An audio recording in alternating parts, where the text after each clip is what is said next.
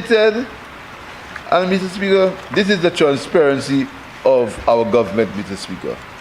We didn't hide behind any curtain. We didn't try to mama guy. We didn't try to do things in the clandestine matter. We said clearly on my budget, page 65, we said, starting from 1st July, we shall impose a health and security levy of 2.5% on goods and services, except on food items, medicines, selected building materials, medical equipment, and security equipment, Mr. Speaker. This levy will be implemented to have a minimal inflationary impact and avoid any additional administrative burden and costs to businesses.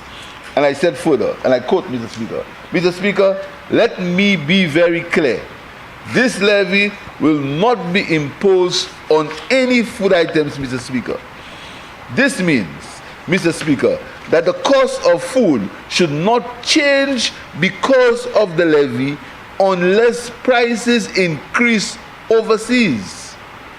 I am urging the private sector to work with the government to ensure that this measure is not used as a basis for increasing the price of food. Mr. Speaker, we expect, Mr. Speaker, that as freight charges come down, food prices and the price of other imported items will also decrease. That was a statement I made, Mr. Speaker, in my budget address on that day. At that time, Mr. Speaker,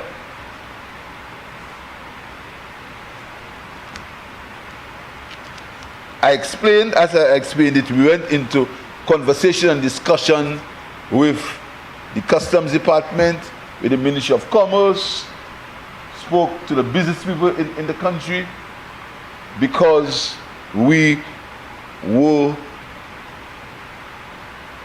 legislating a policy that would impact everyone, Mr. Speaker. Lo and behold, Mr. Speaker, in the hypocrisy of the opposition,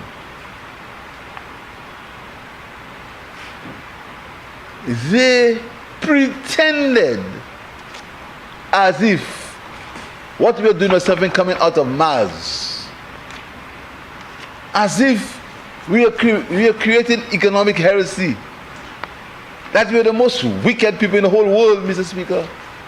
No one, Mr. Speaker, again, history has a way of repeating itself, and lies have a way of finding their owners, Mr. Speaker.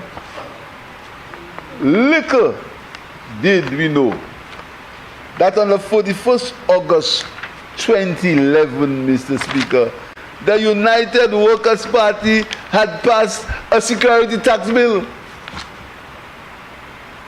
The same United Workers' Party, the same leader of the opposition in the same party, had passed a similar bill in October 2011, which this Labour Party removed when we implemented VAT. So, Mr. Speaker, you know, and for the record, Mr. Speaker, before they say I lie, it's right there, Security Tax Act, Mr. Speaker, and the member for Castries North, he was there, and he justified it at the time for good reason. No, he justified it for good reason, Mr. Speaker. And when he gets up to speak, he'll say why he justified it and why he justified the one we're doing now. Because, Mr. Speaker, you must, Mr. Speaker, I didn't want to deal with that piece of, that thing that's written on that paper there, Mr. Speaker. But you know, I have to. And somebody just emailed me, just WhatsApped me, and said to me, why am I trying to convince the United Workers' Party about the actions? They will never stop. But Mr. Speaker, I must do it, Mr. Speaker. Mr. Speaker, there was a letter that came to me on the 20th June 2023.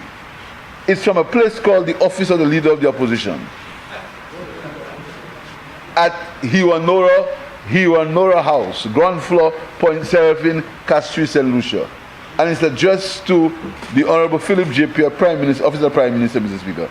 And it says, Dear Prime Minister, and letter to Prime Minister Philip J. Pierre calling for suspension of the introduction of the new 2.5% tax. That letter was sent to me in June. I made a statement in April, but only in June. Mr. You see the hypocrisy? I made a statement in April in the budget. You came here. You came to Parliament, never said, but in June 28th, you write me a letter, a statement I made in April. You want to make it a document house, Mr. Speaker? Do you all want a document house? Do you want members? You want it, sir? You want the document house? You have it already?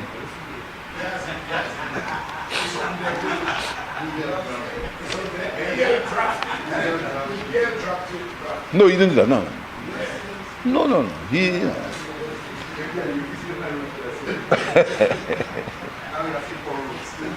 Mr. Speaker,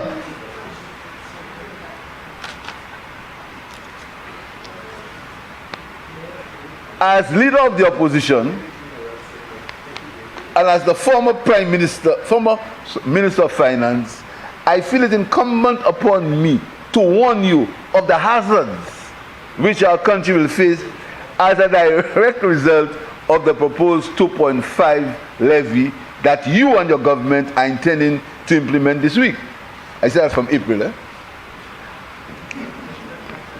Whilst there are many macroeconomic indicators, good word, that show we have made significant strides since the devastation wreaked upon our economy by COVID-19. Our current tax revenue has exceeded pre-COVID levels. Our GDP is only slightly below the high 2018, and our debt to GDP, as expected, has leveled off at 69%. Specifically, tourism and manufacturing have made significant recoveries, aided by the quick opening of our tourism sector during COVID. The quick opening of our tourism sector during COVID.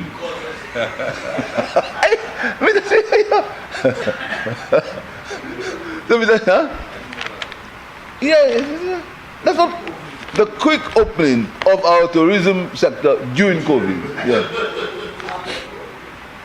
With fast tracking construction. That's a man that stopped a hotel, range. Fast tracking construction. Fast tracking. You know where the fast tracking was?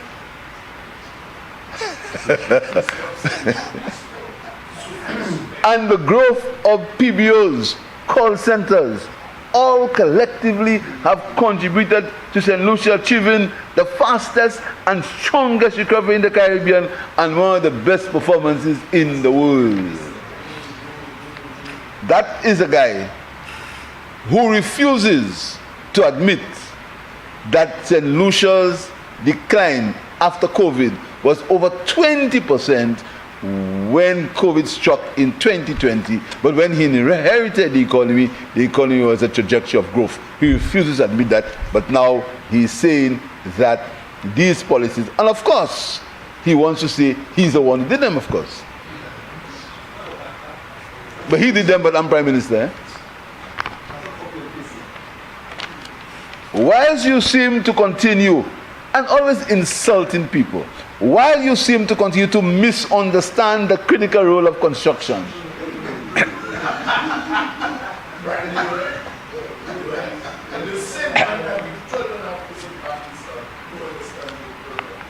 whilst you and the need to expand the physical and human capital to forge stronger growth, that is the guy who is criticizing a 12.5% VAT reduction.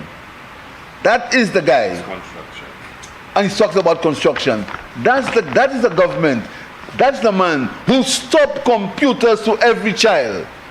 talking about human capacity, physically. That's the man who stopped computers to every child. That's the same guy.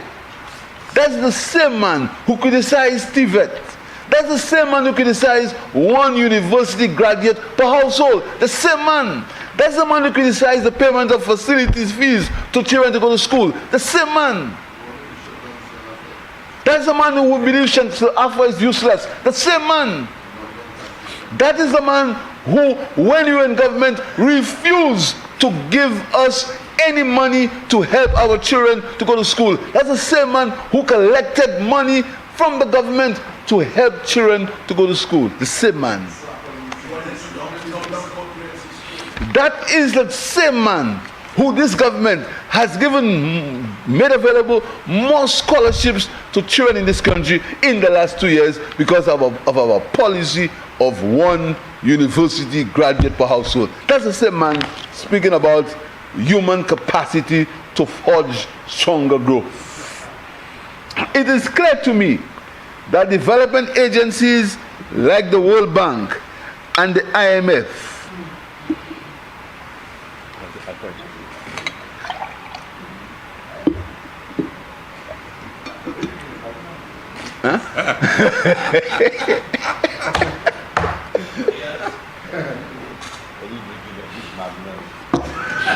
go to water.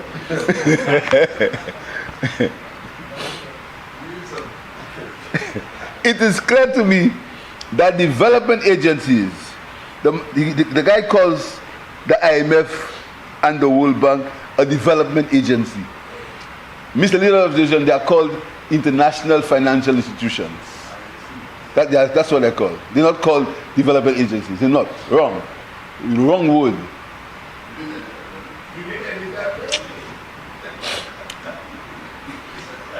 That and prudent fiscal management are the best strategies to increase government revenue. That's the man who borrowed $302 million in a year. Prudent. That's the man who gave direct awards to build roads at 6% per annum for 5 years to build roads. That's the man.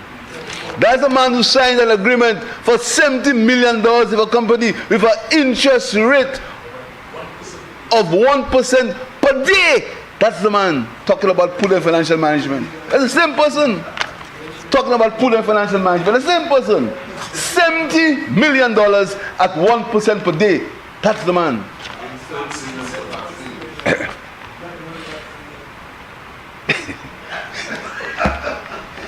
Mr. Speaker, you know, if that wasn't so serious, that'd be a joke, you know.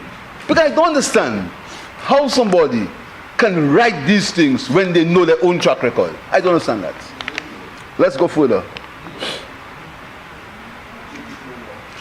And the IMF, that economic growth and prudent fiscal management are the best strategies to increase government revenue. That's the same guy, that's the same man who was saying to me, instead of managing an economy where we could have a surplus in current account, he was attacking the surpluses and telling me I should use it to reduce the price of gas. That's the same guy.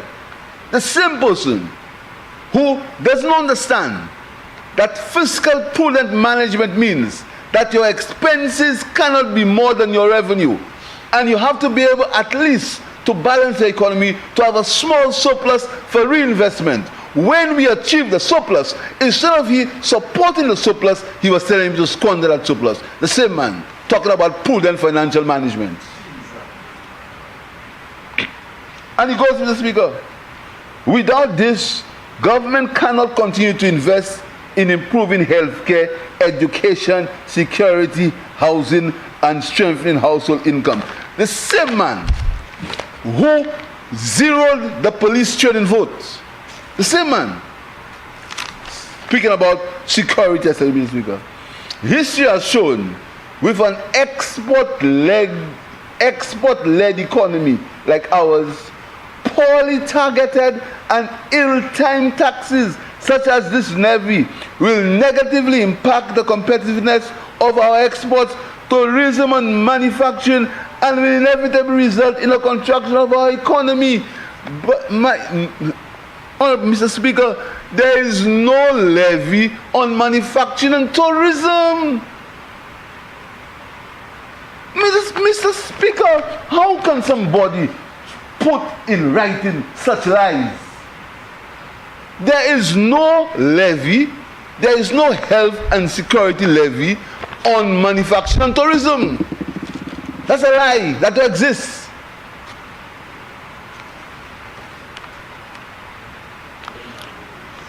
One would have thought that you would have observed this when the Labour Party implemented the 50% VAT, resulting in 2012 in many businesses struggling, staff layoffs, and many having to close down entirely. The same gentleman who pretends that he is such a fond supporter of Sir John, the same gentleman who pretends that he's such a strong supporter of Sir John, when the Prime Minister stood here and said that VAT is a tax that we must implement. He said that, but he pretends. He's the same man who will not tell the public of St. Lucia that St. Lucia's VAT rate, even when St. Lucia implemented VAT at 15%, Mr. Speaker, we had the most exempt items and zero-rated items in the region. And up to now, Mr. Speaker, we have the lowest VAT in the region. But, Mr. Speaker, again, his own imagination, businesses are struggling. The survey from the Chamber of Commerce says that businesses have a new confidence, evidential value, more confidence in business. Not us. We're not the ones who did the survey. But it says that businesses are improving. Never before, Mr. Speaker, have so many people want to enter business. The minister told you 500 people applied for small grants on the MSME program. The first time the government has injected over $10 million into micro and small businesses, Mr. Speaker, in this country. And this is the same man writing that businesses, things are so bad, staff layoffs, many having to close down. At the micro level, no, somebody can't write that.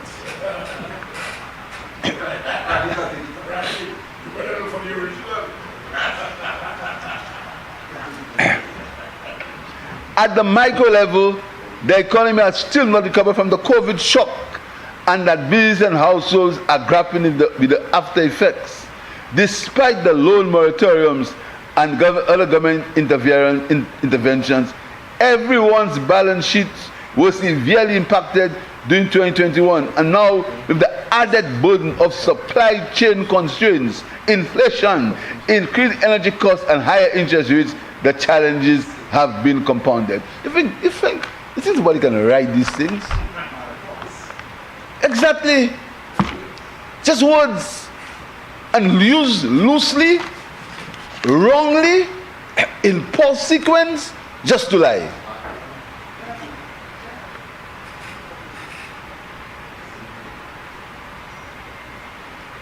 Businesses, companies and businesses might be encouraged to hold off from staff layoffs, and I dare say even consider expansion, Mr. Speaker. Mr. Speaker, this is a government that will waive penalties and interest on VAT. This is a government that has given a tax amnesty. This is a government that has waived interest and penalty on all taxes that businesses owe to improve their balance sheets, to reduce their liabilities, but the leader of the opposition says that we are affecting the balance sheet. Mr. Speaker, what kind of analysis is that, Mr. Speaker? What kind of analysis is that? Frighteningly, we are days away from implementation of this 2.5 levy, yet you have been unwilling, unable to advise the public as to how this will work. Again, Mr. Speaker, not true. But, Mr. Speaker, I will say to the public how it will work, Mr. Speaker. It works like that. the 2.5% levy is going to be a tax charged at the ports. Okay? It's going to charge at the ports, Mr. Speaker, on the goods as detailed in Schedule 1, Mr. Speaker, of the Act. Now, it will be charged at the ports 2.5%. So there is going to be no additional administrative burden on businesses. It's going to be charged at the ports, Mr. Speaker. Further, Mr. Speaker, any good, for the record, any good that was previously zero rated or exempt from VAT, there will be no health and security level on these goods. Let me say it again. Any goods that was zero rated or exempt from VAT, there will be no security level levy on these goods. Further, the goods that we exempted today, the building materials, the products that's for women, there will be no health and security levy on these goods. Further, all food products, Mr. Speaker, there will be no levy on food products. All medical supplies, all medicines, all medical equipment, there will be no levy on these items. So if the price of these items increase because of outside factors, it is not because of the levy.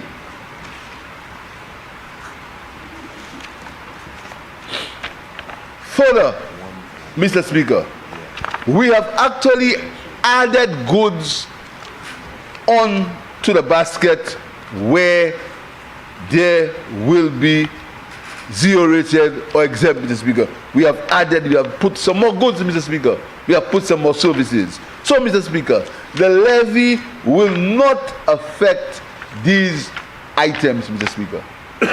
Further, Mr. Speaker, further. The levy on goods, as I said, is going to be collected at the port, and the levy on services is going to be collected by the service provider in the same way as it's collected on the VAT. But none of the services who were exempt before, or none of the services who were zero rated, will be charged the levy. And there will be no health and security levy on tourism or on tourism products, on tourism services. There will be no health and security levy on these services, on these products. There will be no health and security levy on manufacturing. There will be no health and security levy on manufacturing equipment. There will be no health and security levy on supplies. There will be no health and security levy on agricultural products. There will be no health and security levy on fertilizers. There will be no health and security levy on food. There will be no health and security levy on baby products. There will be no health and security levy on medical supplies or medical equipment. Huh? What's that, Mr. Kusin?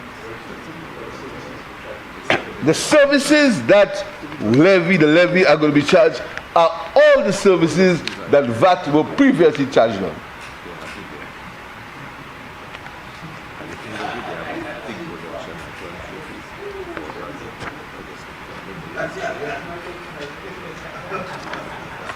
And Mr. Speaker, if you look at the bill, Mr. Speaker, you will read clearly that there will be no levy, and I told Mr. Speaker to the page 23 of the bill, there will be no levy on goods exempted under the value-added tax or goods zero-rated under the value-added tax, Mr. Speaker. So all the goods that paid no levy, no VAT, they will not pay any levy.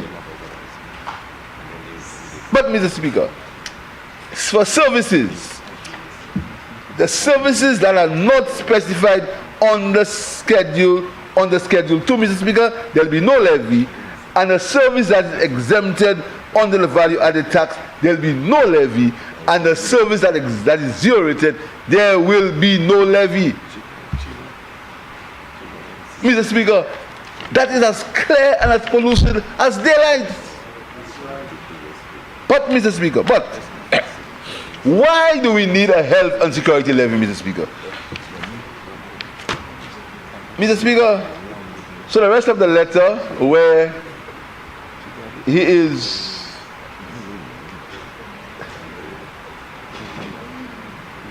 I urge you to reconsider this ill-conceived decision and embark instead on a winning strategy of growth and prudent fiscal management.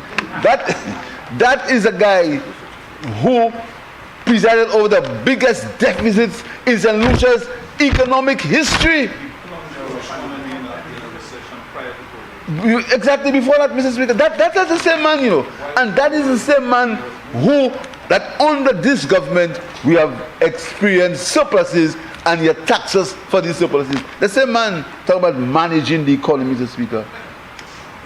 And listen.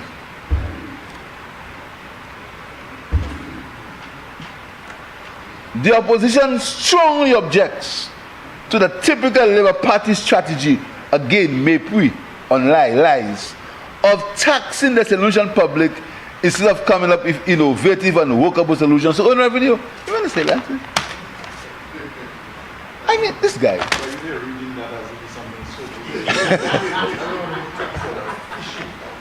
The same man who wanted to put tax on coals, on black pudding, on fishing, on cockfighting, on that's the same man, you know. That's the same man who want to put taxes on block making. That's a simple thing, you know.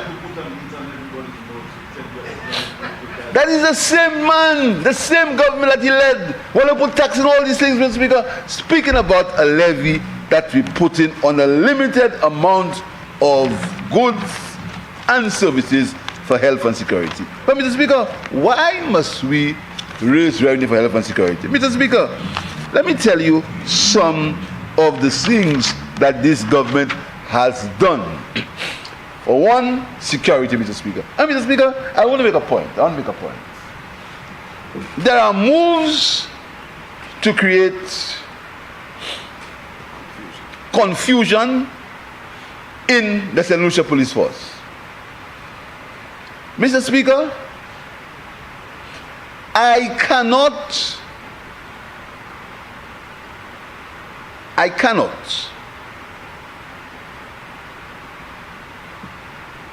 take any action unless I am presented with a case. There was some time ago when a lady accused a government minister in public of behavior that she came on a public platform and proclaimed, of inappropriate behavior which she came to proclaim on a public platform. In the full glare of public media, the lady, who was at the time a former member of parliament, made an accusation against a government minister in public. It wasn't a letter of accusations. It wasn't somebody who went in the back and made these accusations. It was done in public. that lady was deprived of a job that she was entitled to because she didn't support my party. She was deprived of a job, Mr. Speaker, that she was entitled to. She was deprived of a job because she came in public and accused somebody of inappropriate behavior. She said it in public. The leader of the opposition was well aware of these, not accusations, was well aware of these pronouncements. Not accusations, pronouncements, Mr. Speaker. He, together with all the ladies who were portraying themselves as being bastions of morality and bastions of this and that, were in the same party. Not one of them came out and said anything. Not one of them. The one if? Including the one in the rosary. Not one of them. They sat, and the Speaker, that is. Put some button in there. That is, these are the same people who are in the party. Mr. Speaker, you know, and television people must memorize these things, Mr. Speaker, because too many of these things are allowed to just escape. These are the same people who were in the party with that lady and that gentleman when these accusations were made. They said nothing. Absolutely nothing. They never had any press release, never had any statement. In fact, one of them said, "Oh, you don't know what I say in private." That was a cop-out. You don't know what I say in private. That was a cop-out. They said nothing, Mr. Speaker. Fast forward. I get a letter from the Police Welfare Association. A letter. The letter says that there are accusations against a particular gentleman.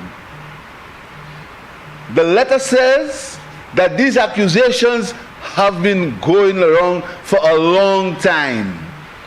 So long before my time. Long before my time, it was there. The letter says that these accusations were reported to former commissioners of police. Both of them, or at least one of them, have said he knows nothing about it. At least one has said so. He knows nothing about it. Don't want to mention any names. Not my style to call names in this honorable house. But, Mr. Speaker, that letter was copied to me. Nobody has sought an audience with me to say to me, "Prime Minister, this is the lady who said that. These are the days, and that's what happened." Nobody. How can I call an inquiry on nobody? How is that possible? How can I do an investigation on nobody? Mr. Speaker. Exactly. I mean, how exactly, thank you. How can I do it? So what do? One morning I get up and I say, I have an investigation. All those who want to have been able to come forward. I mean, how can I do that? Have an investigation on nobody. Nobody's coming forward. Why? They're afraid. Mr. Speaker, I was the one who went when I addressed policemen and I said to them that sexual harassment is wrong. I was the one. A former deputy commissioner and minister from the police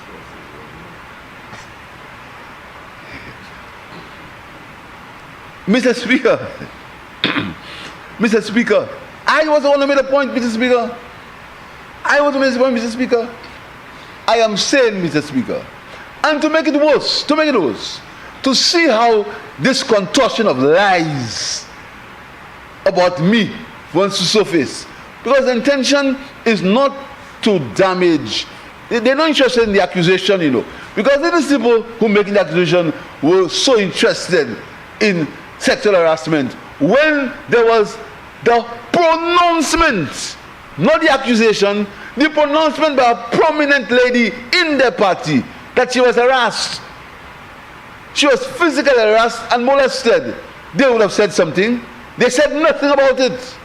So they like unknown people more than they like people in the party.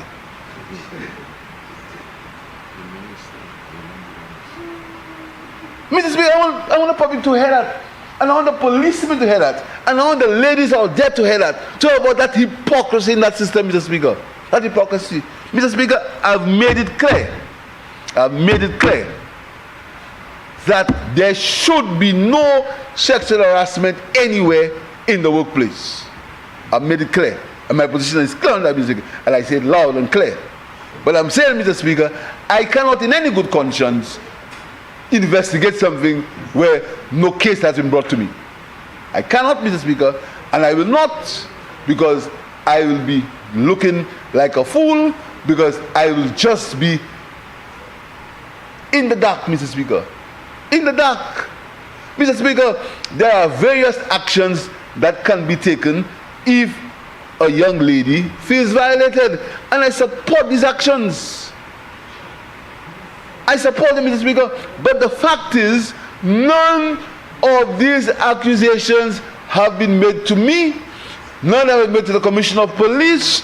The Police Commissioner is a woman, was a woman. None of these accusations have been made to her. So, Mr. Speaker, all I'm saying is that the people who are peddling these rumors, unless they can verify it with a victim. Unless they can verify it with a victim.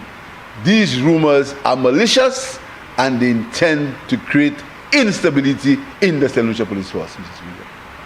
And I'm making the point that once there is a victim, once there is someone who can come forward and say, raise their hand and say, I'm the one, Mr. Speaker, the government will do what it has to do to find the truth.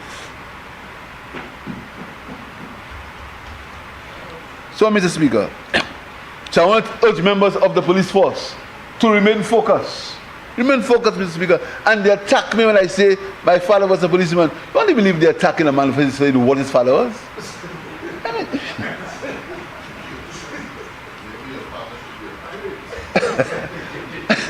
I mean, this is really something else, you know.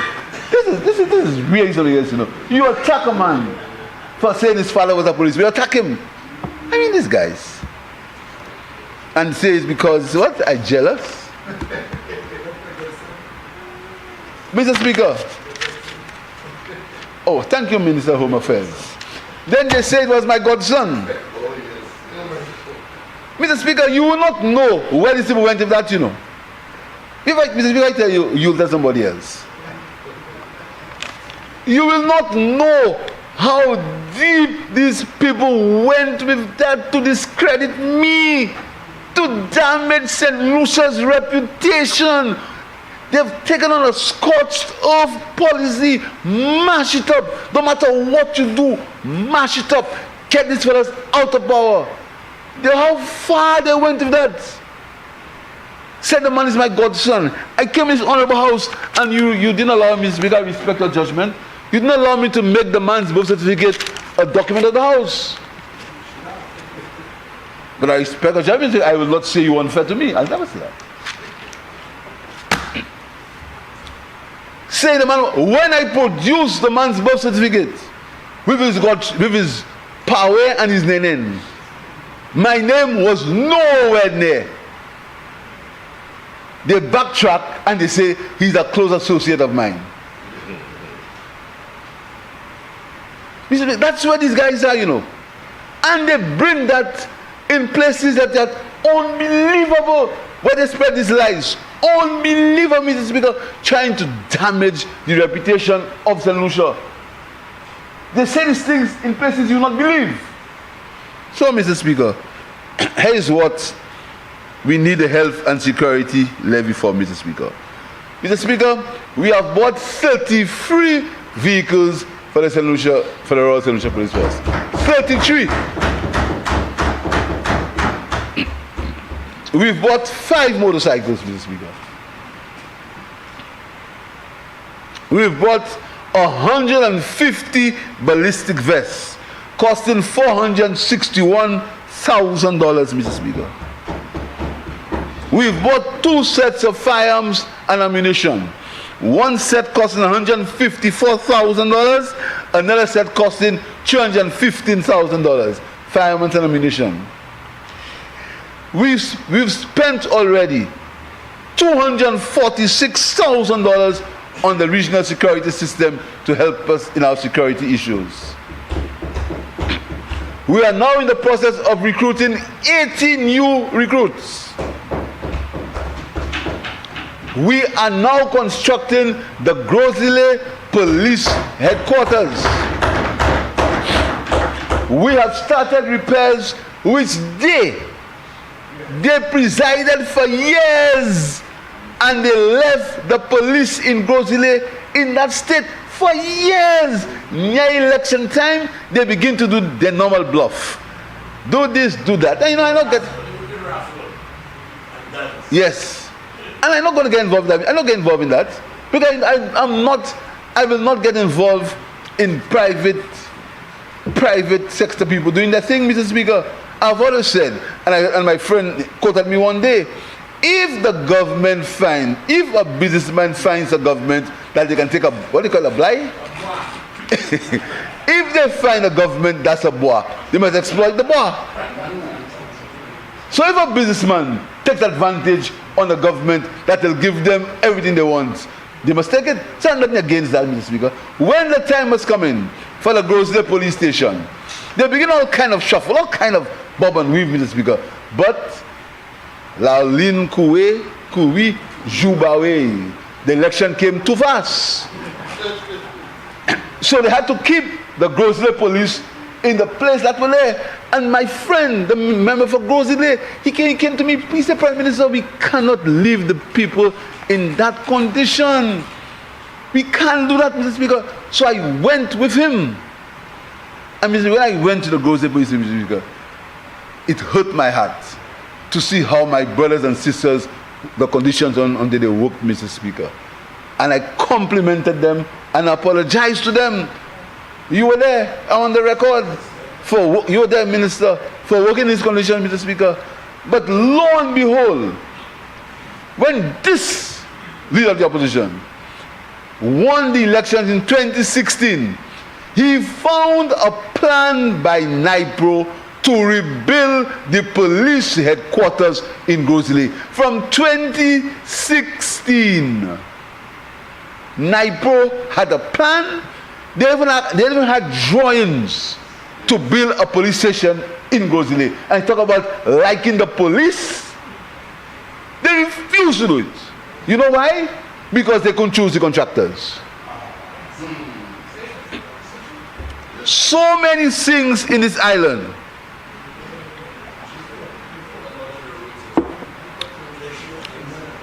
did not happen because they couldn't choose the contractors. So they allowed the police in Grosile to languish.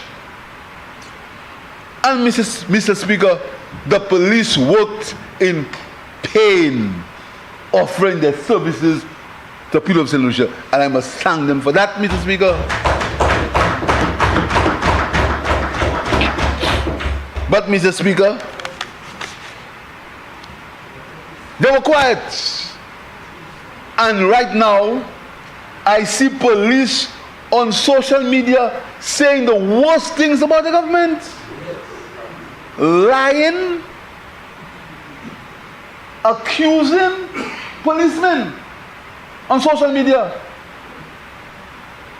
Policemen dancing at parties, at political parties, with uniform. You saw, you were there? You were there? Were you there? Yes. You understand? You were there, you saw that, right? But Mr. Speaker, I'll tell you something. Do you know, Mr. Speaker, that this leader of the opposition has caused, he and his former minister of, what he was? Justice or whatever it was, Mr. Speaker. They have deliberately caused certain actions to be taken in the police force because they assumed and they presumed that these police officers did not support the United Workers' Party. And that's a fact. So when they talk and write on Facebook, these are facts, Mr. Speaker, facts. And Mr. Speaker, I want to tell you a little secret. Very soon, many more facts will be out. So if you think that I start getting attacked on social media, just wait. You see after Carnival, after Vaval, you'll hear. You see after Vaval, you'll hear. So let them attack. But the attacks just start.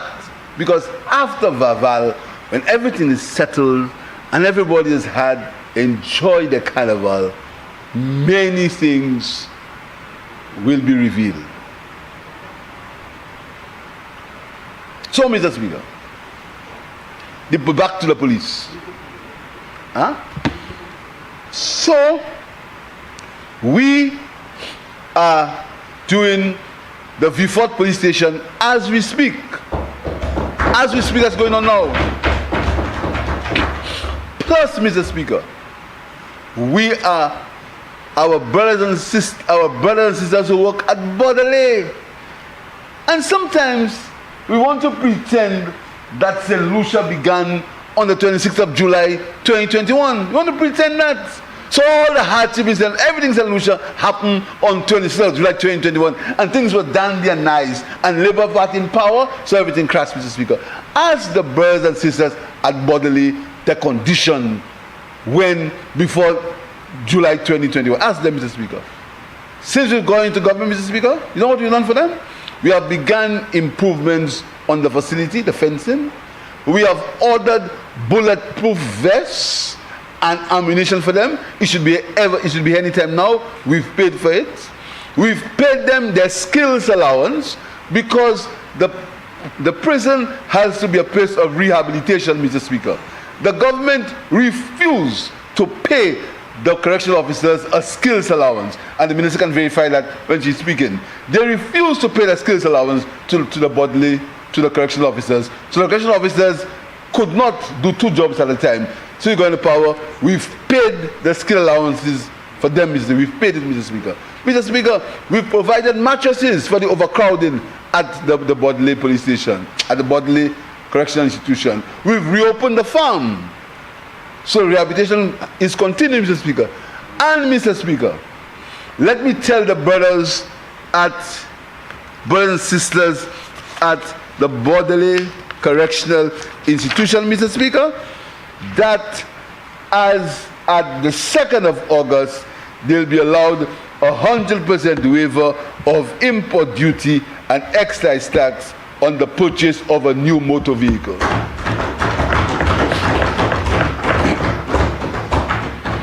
And Mr. Speaker, I know it's 20 to 6, some customs officers may be listening to me. The same thing applies for customs officers. And Mr. Speaker, it also applies for a certain category of staff at SLASPA, those who were involved, like the enforcement officers, those who are in the front line at SLASPA, they also will be getting a duty-free allowance for their cars, Mr. Speaker. So SLASPA, correctional officers, and customs officers, in addition to policemen and military things. But, Mr. Speaker, let me make it clear, that's the last one. That's the last one, Mr. Speaker.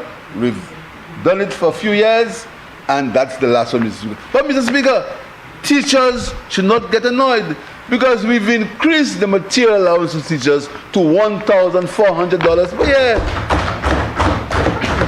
We've increased it, Mr. Speaker, and that's going to be effective again from the 2nd of August, Mr. Speaker, from from $800 to $1,400, Mr. Speaker. And, Mr. Speaker, everyone is going to benefit, Mr. Speaker, because we have given our pensioners another one-time increase of one-time payment of $600, Mr. Speaker, to our pensioners. And we've also taken a decision, Mr. Speaker, to give effect to the introduction of a cost of living adjustable pension payment, Mr. Speaker.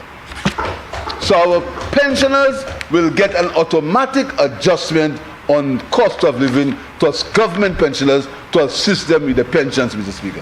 Our pensioners who have been asking for some support for a long time, Mr. Speaker. That is in addition to the increase given by the NIC for NIC pensioners. So, Mr. Speaker, this, while we have to get revenue from limited products in a health and security level, we have given back to the people of St. Lucia, Mr. Speaker. And further, Mr. Speaker, we have not forgotten our promise for the fisher folk in this country. We have now increased the rebate to the fisher folk by $1. So now it is a $2.50 rebate on every gallon of fuel. So, Mr. Speaker, so as we are saying to the people of St. Lucia, give a little in terms of the 2.5% levy on a limited amount of goods. Give a little for health and security. We are giving back also. But, Mr. Speaker, what we hope and what we see the trend, Mr. Speaker, and I don't know if you've been following the trend on the international freight rates, Mr. Speaker, you will see that freight charges have decreased from China, but they have not yet decreased from Europe because of the war and the supply chain issues in Ukraine, in Europe, Mr. Speaker. But hopefully, freight charges should be reduced, Mr. Speaker, and when the freight charges reduce, the cost of imported goods should reduce, Mr. Speaker. So hopefully, the 2.5% levy will not have any negative effect on the price of goods in the shelf because of the reduction of freight, Mr. Speaker. And, Mr. Speaker, further, the 2.5% levy, if inflation seems to be stabilizing or at least decreasing, these are the trends, Mr. Speaker. If inflation continues on the downward spiral, the 2.5% levy should have no negative effects on the cost of goods and services, of water goods, if the trends continue. But again, I want to be clear. I'm not saying that's going to be the case. I'm saying the trends, Mr. Speaker. But the goods under which we have the levy are very limited, Mr. Speaker. Very limited, Mr. Speaker. So, Mr. Speaker, then the health, we talk about health, Mr. Speaker. And the Minister of Health, I'm sure, will expand on the health services we are providing, Mr. Speaker. The Labour Party took positive steps towards universal health care when we removed the fees for hypertension and diabetes. That's what we did, Mr. Speaker.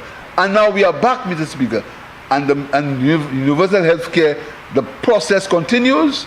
We have removed for maternal and child care, all these services will be free, Mr. Speaker. And I want to make a point, Mr. Speaker, that the removal, the progress towards universal health care is not targeted at making any individual person or any group of persons worse off.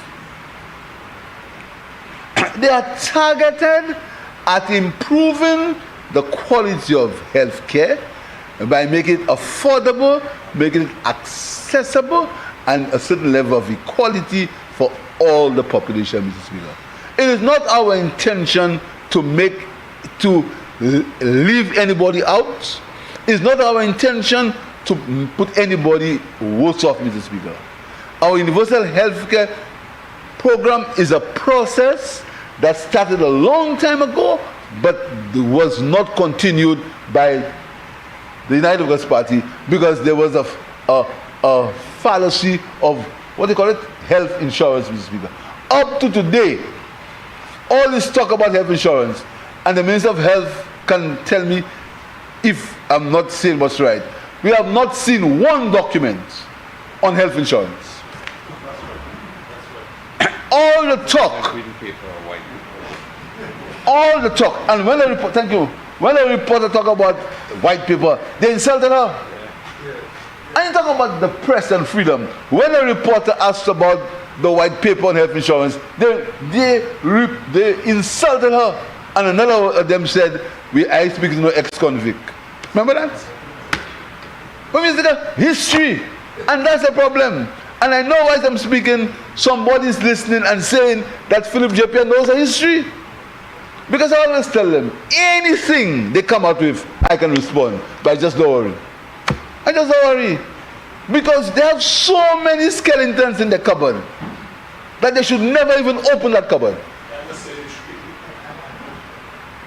When we spoke, when we asked for the white paper on health insurance, the reporter was insulted. So all the thing about insurance for health, and one of them, the one that's sitting down there, everybody will have a card. And when you take the card, you get this about service. Bluff. Lies.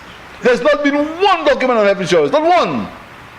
All the time what you there, you just fiddling and lying and bluffing and taking $300 million and spend on St. Jude Hospital and come and complain about this and that. A hospital which your own study told you there was no need not to continue it.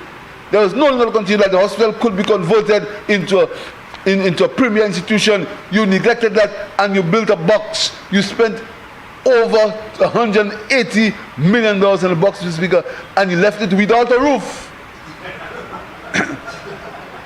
And when elections come in near, you take pictures of cladding, but again, God is a good God.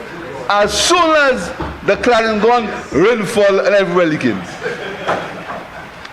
Mr. Speaker,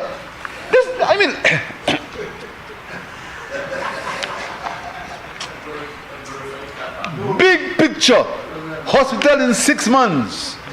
These guys.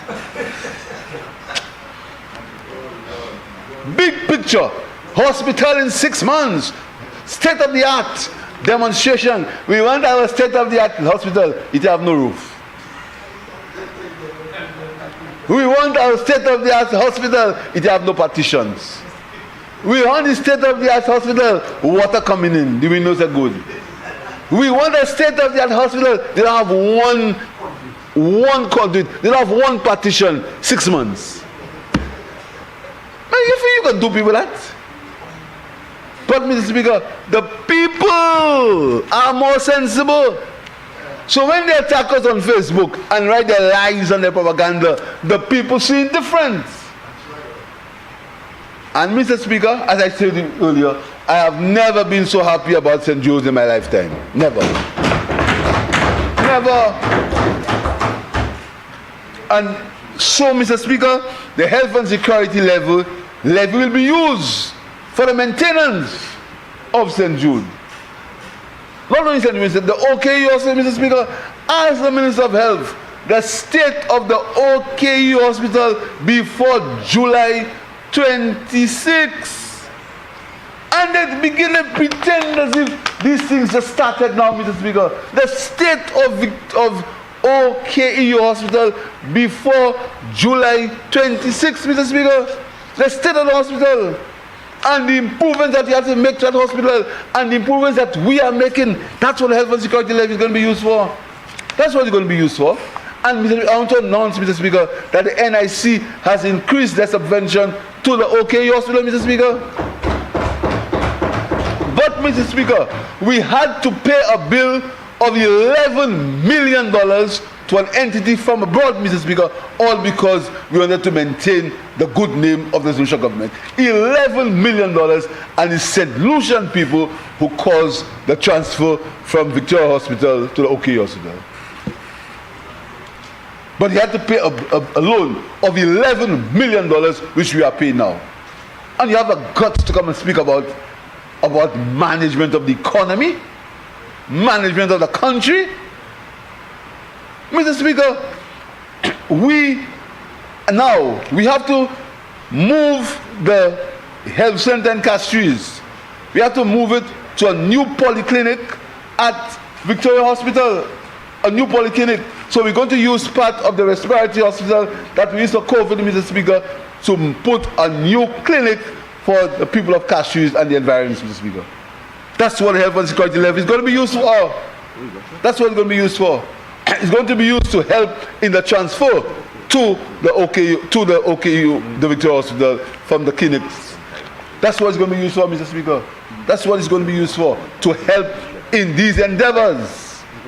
That's what you're going to use the health and security levy for, Mr. Speaker. So, Mr. Speaker, where was health before on 26th of July? You pretend as if you were not there at all. Mea culpa, I wasn't there. No. I wasn't there. Where were you? Who was in government from 2016 to 2021? Who was in government? And you talk about COVID, Mr. Speaker? Of course, COVID attacked the whole world. We supported you in COVID. We supported you. But when you go into government, what did we find? We find that you were arresting people for mass.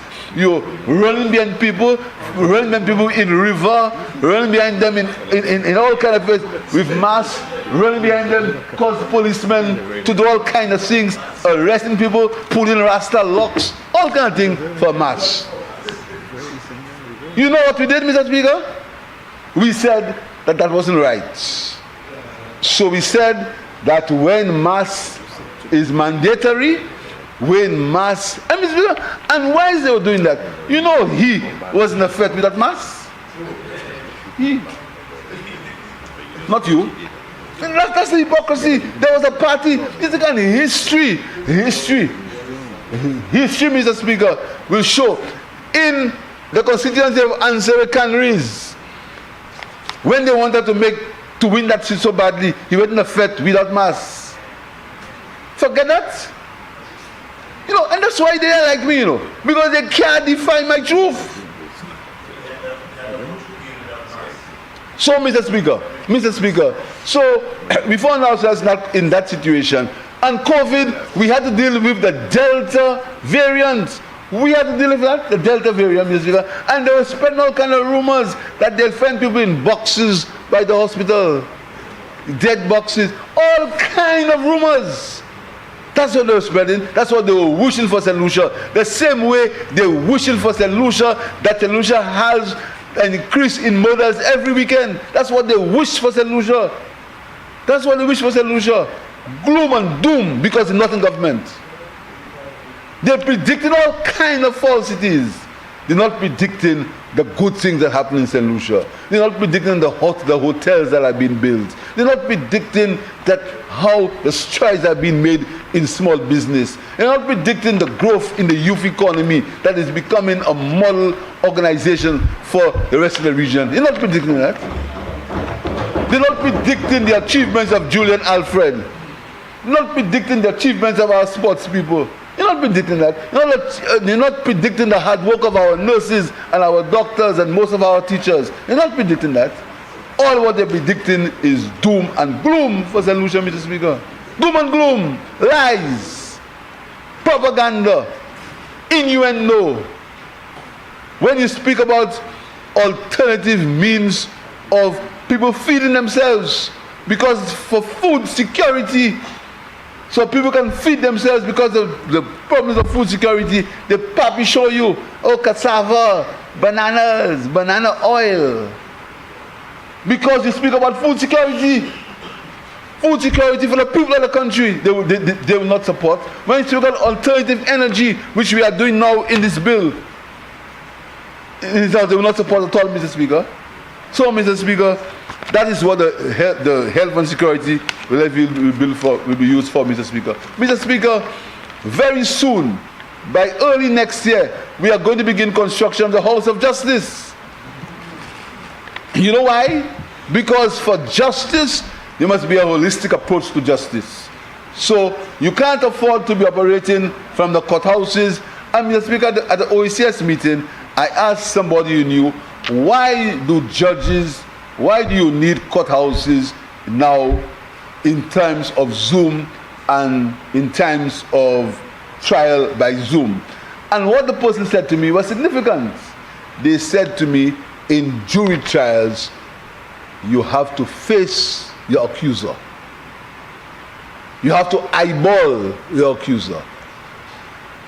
You have to eyeball him. And that is why courthouses are necessary. I didn't know that. Minister Gerardo said he can testify to it. I didn't know that. I said, why are we building courthouses? And that's what I was told, that in jury trials must be face to face with your accuser, Mr. Speaker. So we are building the halls of justice next door. And Mr. Speaker, I am hoping that when we turn the sword for the halls of justice, St. Lucia will have its ascension and be able to sign the dotted line for us to remember of the Caribbean Court of Justice. The CCJ, Mr. Speaker.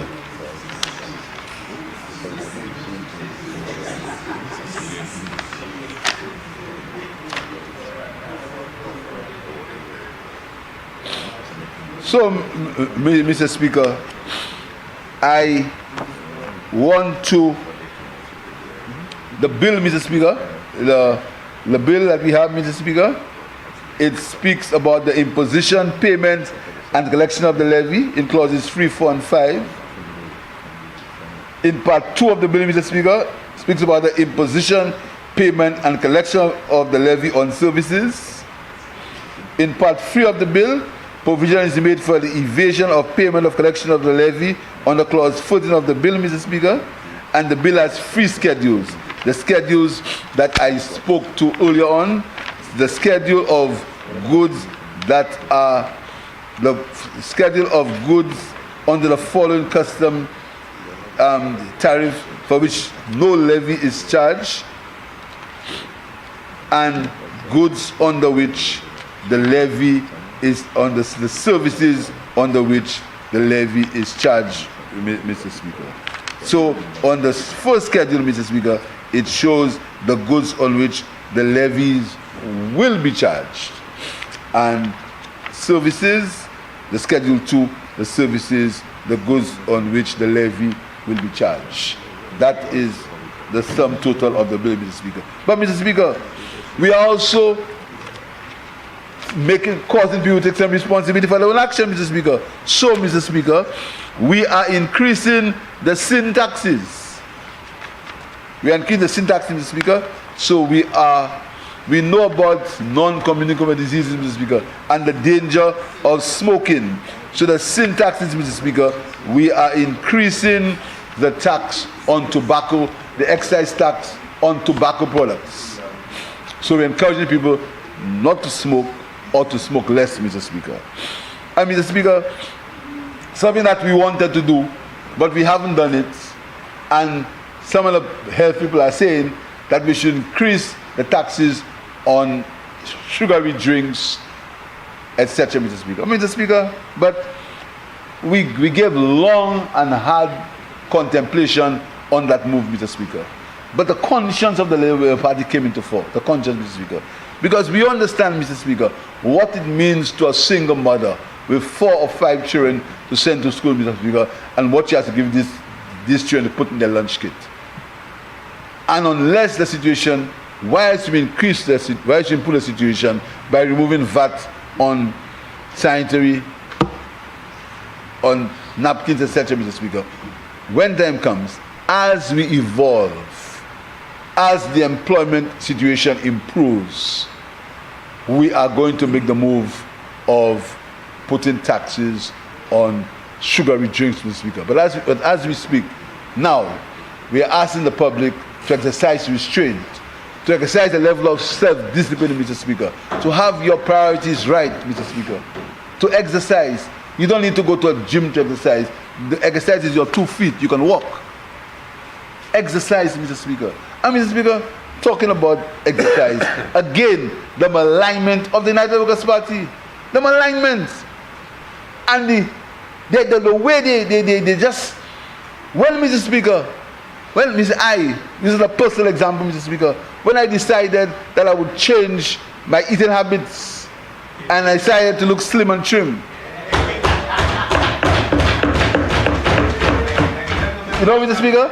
And my suit size went down from 44 to 40 regular. That's what I wear now, 40 regular. 40 regular, yeah. Yeah? When I started, Mr. Speaker, you know what they said? Pierre sick, he's sick.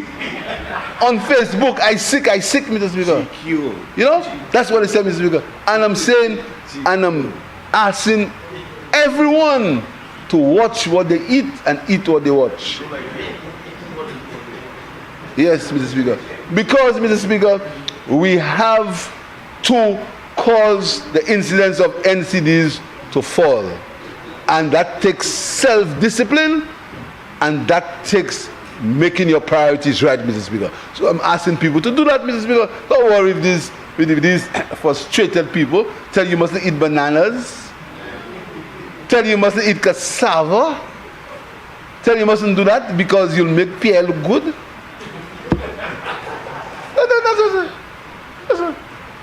That's what, Mr. Speaker. Continue, Mr. Speaker, continue.